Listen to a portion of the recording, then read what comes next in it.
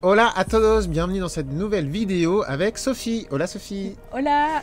Aujourd'hui on va vous parler de l'apprentissage visuel, on va vous donner des astuces, des conseils et à la fin de cette vidéo on a une surprise, le kit d'espagnol pas à pas. On vous explique la surprise qu'on vous a concoctée avec Sophie. Mais juste avant Sophie, je te laisse te présenter pour ceux qui ne te connaissent pas et qui n'ont pas vu notre première vidéo ensemble. Hola. Eh bien moi c'est Sophie Le Penner, je suis illustratrice, spécialiste de l'apprentissage visuel, formatrice et également championne de mind mapping. Olé, on est avec une championne. Top. Et aujourd'hui on est à Valence. Je suis de passage à Valence et je viens te rencontrer. Alors aujourd'hui on va parler ensemble de l'apprentissage visuel et comment apprendre du vocabulaire. Quand on est débutant ou quand on est intermédiaire, on a toujours ce challenge du vocabulaire. Avoir des mots pour pouvoir communiquer, des mots basiques, et puis quand on est intermédiaire, c'est des mots un peu plus poussés, il faut continuellement assimiler. Tout d'abord, c'est quoi l'apprentissage visuel et quelles sont les différentes techniques? Alors, il y en a plein, il y a plein de techniques, mais je dirais que là, aujourd'hui, je ferai le focus sur le mind mapping, où là, on va utiliser des mots-clés, donc le mot de vocabulaire, associé à un picto, à de la couleur. On peut aussi utiliser des flashcards, donc là, on va jouer avec une carte, avec le recto et le verso, pour pouvoir se questionner et aller rechercher soi-même dans son cerveau justement le mot. Et puis, c'est une méthode assez particulière en fait qui demande de revenir régulièrement sur la carte pour être sûr de l'avoir mémorisé à long terme. Parce que des fois, on peut se dire « Ah, mais je le savais la semaine dernière !» Et puis, pour terminer, on peut utiliser également la méthode des lieux. Donc, soit on va se fier à un plan, le plan de chez soi, en fait, un lieu que l'on connaît, ou bien on peut aussi utiliser son corps. Là, il est toujours disponible, et puis on va y mettre nos différents mots de vocabulaire et faire des jeux avec ce mot-là qui est dans une situation assez rigolote pour que le cerveau puisse bien retenir ce mot. Ok, alors on va rentrer dans ces différentes stratégies. Moi, il y en a que je connais. Il y en a que je ne connais pas. On va commencer par ce que je connais. On va commencer par ce que je maîtrise. Et puis tu vas nous emmener vers des terres complètement inconnues. Stratégie des lieux, je ne connais pas. Mais pour commencer, nous on utilise énormément ce que tu appelles le mind mapping, les cartes mentales. C'est hyper efficace. Est-ce que tu peux nous expliquer pourquoi c'est efficace? Comment on en fait nous on en donne et comment on peut en faire soi-même aussi? Oui, alors c'est efficace parce qu'on va utiliser la spatialisation de l'information, c'est-à-dire qu'on va d'un seul coup prendre sa feuille, la mettre à l'horizontale et puis y noter dessus ces mots de vocabulaire et ce à quoi ça fait référence et dans quelles circonstances on va l'utiliser ou dans quelles circonstances on l'a nous-mêmes déjà exploré en fait.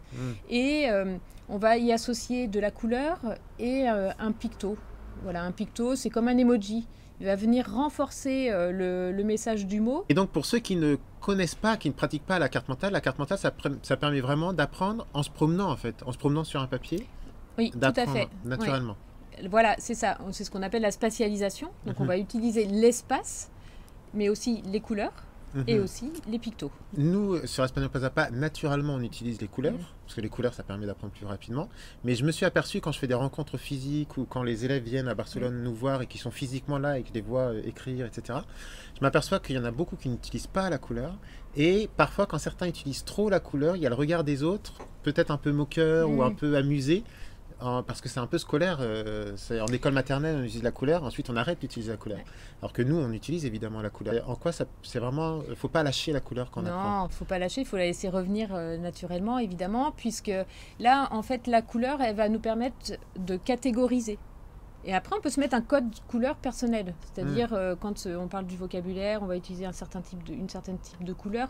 Et puis, regardez, quand vous êtes avec votre carnet, vos feuilles, vos pages, c'est plus facile de s'y retrouver. Parce que d'un seul coup, l'œil va être attiré. C'est souvent associé à quelque chose de très enfantin, mais en réalité, ça fonctionne. Pourquoi est-ce que la couleur intervient à l'école? Justement parce que ça fonctionne. Autre question, les flashcards. Alors les flashcards, personnellement, quand j'étais étudiant, c'est un concept que je ne trouvais pas, que je n'ai pas rencontré. Je pense qu'on pouvait l'utiliser, mais c'était pas quelque chose qui était vraiment développé. Aujourd'hui, on entend beaucoup parler de flashcards. Il y a des applications pour les flashcards. C'est quoi WhatsApp? C'est quoi les flashcards? On en fait soi-même, on a des applications, on en achète. Que tu recommandes quoi là-dessus? Ah, moi, je recommande l'engagement, puisque pour bien apprendre, c'est vrai que quand on est engagé à faire quelque chose, bien, en faisant, on est déjà en train d'apprendre. Donc, mais la flashcard, en fait, elle a un recto et un verso. C'est vraiment le principe d'utiliser les deux côtés de la carte. Il y a un côté question et un côté réponse. Et puis ben voilà, en fonction, on va faire une boîte sur 7 jours et puis on va se tester et trouver avec sa propre mémoire si on connaît soit le mot de vocabulaire, est-ce qu'on l'a bien retenu, et auquel cas il va pouvoir être revu quelques jours plus tard ou bien dès le lendemain parce qu'il n'était pas connu. Tout à fait. Et par rapport aux langues, vous pouvez mettre un mot français derrière la traduction, vous pouvez aussi mettre un verbe espagnol avec le temps et derrière la conjugaison. Voilà. Vous pouvez faire plein de flashcards différents. Tout ce dont tu viens de parler, c'est des choses personnellement on maîtrise sur Espagnol pas à pas. Et tu as parlé de choses obscures que je ne connais pas. Est-ce que tu peux m'en dire plus sur alors c'est par rapport au lieu, ça s'appelle la méthode des lieux. La méthode des lieux. Oui. Qu'est-ce eso? Donc là, on va venir jouer en fait avec les mots de vocabulaire et les placer dans différents lieux. Et puis, lorsqu'on les place dans un lieu, on va imaginer une situation vraiment la plus rigolote, loufoque, la plus improbable possible, afin de pouvoir s'en souvenir. Ok. Donc, vous pouvez commencer par votre habitation. Vous faites un chemin qui est toujours dans le même sens, et là, vous venez y déposer en fait les différents mots de vocabulaire. Des post-it?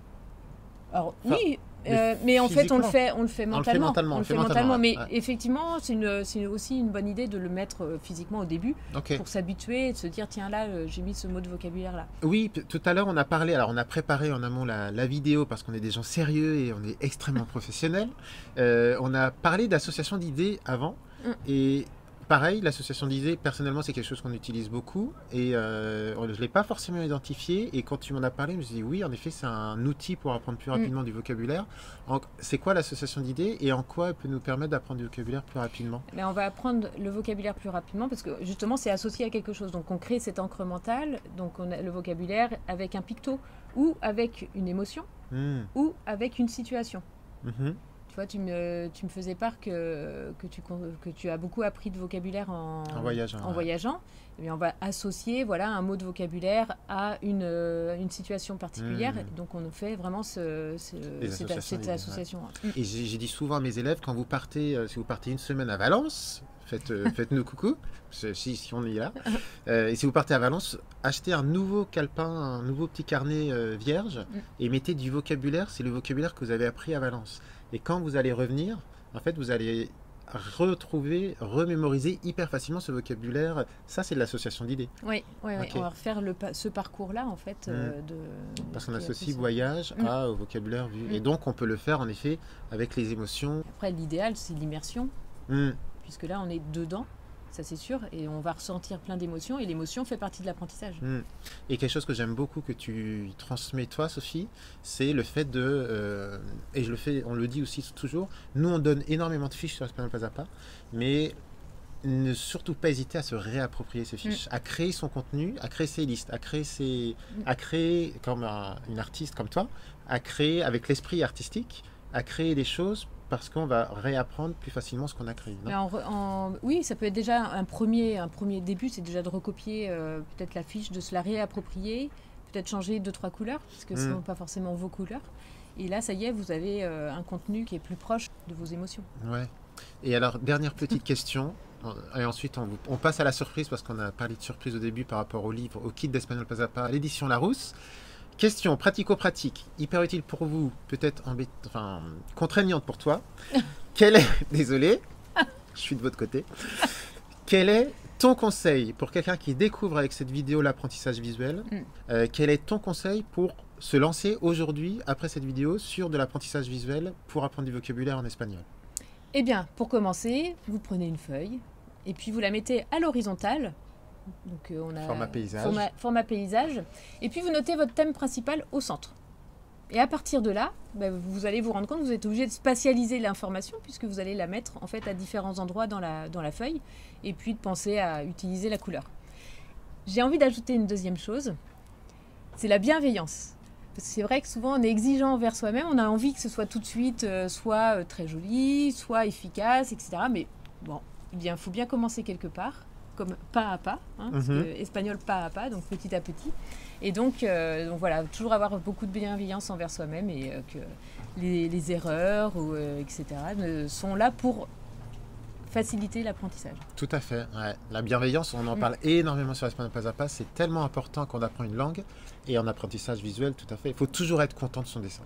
Toujours être content de sa phrase, toujours être content. On a créé quelque chose qui n'est pas parfait. De toute façon, la perfection n'existe pas, donc il faut arrêter de courir après. C'est ça. J'ai compris ça il n'y a pas longtemps. Non, je rigole. Et être content de ce qu'on crée, être bienveillant envers soi-même et content de ce qu'on a créé. Et on fera mieux la prochaine fois. On a déjà fait quelque chose, c'est top. C'est ça, c'est ça. Il faut commencer en fait. Enfin, il faut faire. Il faut commencer en faisant. Et puis petit à petit, voilà, on va évoluer.